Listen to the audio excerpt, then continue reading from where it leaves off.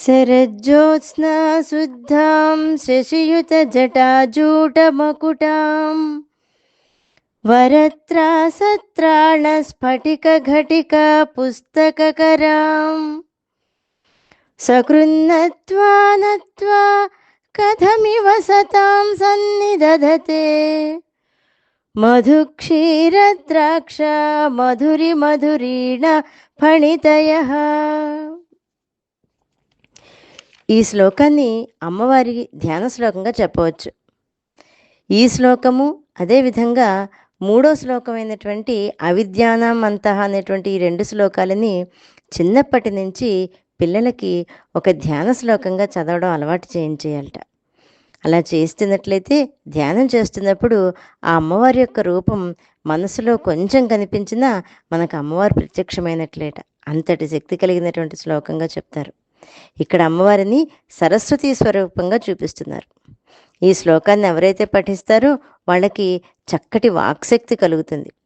వ్యక్తీకరించినటువంటి వాక్కుకే జ్ఞానము అని పేరు. అంటే మనం మాట్లాడింది ఎదుటివాడికి చక్కగా అర్థమైంది అంటే మనకు జ్ఞానం ఉంది అనేటువంటి విషయం తెలుస్తుంది. అటువంటి మంచి మాటలు మనకు ప్రసాదించే తల్లి పేరే వాగ్దేవి. ముందర శ్లోకంలో మొదటి పాదంలో శరజ్యోత్స్నా శుద్ధాం అంటే, ఓ తల్లి శరత్కాలంలోనూ ఉన్నటువంటి వెన్నెల వలె తెల్లని శరీరము కలిగిన దానవు. ఇంకా చంద్రరేఖతో కూడినటువంటి జటాజూటమే కిరీటంగా కలిగిన దానవు. ఇక్కడ జటాజూటము అంటే జడలు. ఇక్కడ జడలు జ్ఞానానికి సంకేతం.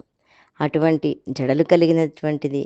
ఇంకా వరత్రాసత్రాణ అంటే అమ్మవారు 4 చేతులలో 4 విషయాలను ధరించి ఉంది. ఆ 4 విషయాలు ఏమేంటంటే, ఒకటి పురుషార్థములకు సంకేతంగా 4ని ధరించింది అని చెప్తూ ఒక చేతితో వరదముద్రను ధరించింది. ఆ వరదముద్ర అనేటువంటిది తన యొక్క ఆశ్రితుల అందరి కోరికలను తీర్చడానికి తన పనే, ఆ పని తనదే అని చెప్పినట్లయింది. ఇంకొక చేతిలో అభయముద్రను ధరించింది. అభయముద్రతో అందరి భయాన్ని పోగొట్టి సంసార భయాన్ని కూడా పోగొట్టి పునర్జన్మ లేకుండా తాను చేయగలననే విషయాన్ని చెప్పినట్లవుతుంది. ఇంకొక చేతితో అక్షమాలను ధరించింది. జపమాలను ధరించడం వల్ల తన అన్ని తపస్సులకు తపస్సిద్ధిని ఇస్తాను అని చెప్పినట్లవుతుంది. ఇంకొక చేతిలో పుస్తకం ఉంది. విద్యారూపమైనటువంటి పుస్తకాన్ని ధరించడం వలన తానే సర్వ విద్యలను ఇస్తాను అని చెప్పినట్లయింది. తర్వాత మధు క్షీరద్రాక్ష మధురి మధురీణా ఫణితయః. ఇక్కడ అమ్మవారిని ఏ రకంగా పూజించాలో ఏ రకంగా ధ్యానించాలో చెప్తూ అమ్మవారిని యొక్క రూపాన్ని మనసులో తలుచుకుంటూ ఆ విధంగా తలుచుకున్నట్లయితే మధురమైన వాక్కులు వస్తాయి అని చెప్తున్నారు. ఆ మధురమైన వాక్కులు ఎలా ఉంటాయంటేట, తేనెలాగా, పాలలాగా, ద్రాక్షలాగా ఉంటాయట. అందులో మొదటిది మధువు. మధువు అంటే తేనె. తేనె యొక్క లక్షణం ఏంటంటే ఆస్వాదన లక్షణం. అంటే ఆస్వాదిస్తున్న కొద్దీ ఇంకా ఆస్వాదించాలనిపిస్తుంది. అంటే వింటున్న కొద్దీ ఇంకా ఇంకా వినాలనిపించేటువంటి లక్షణం. కొంతమంది మాటలు వింటుంటే ఇంకా ఇంకా వినాలనిపిస్తుంది. అది మధువు యొక్క లక్షణంట.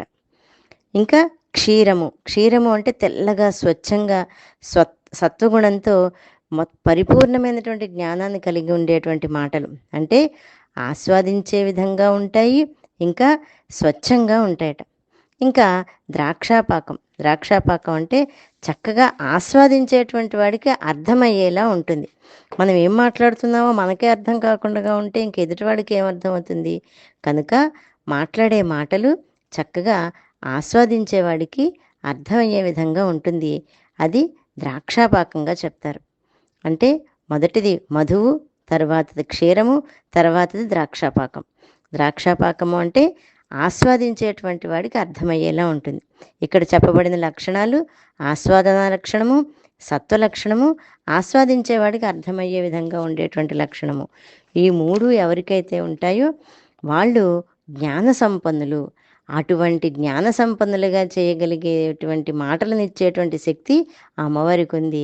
ఆ అమ్మవారిని ప్రార్థించకుండా ఎవరు కూడా పండితులు కాలేరు అని చెప్తూ సకృన్నత్వానత్వ కథమివ సతాం సన్నిదధతే.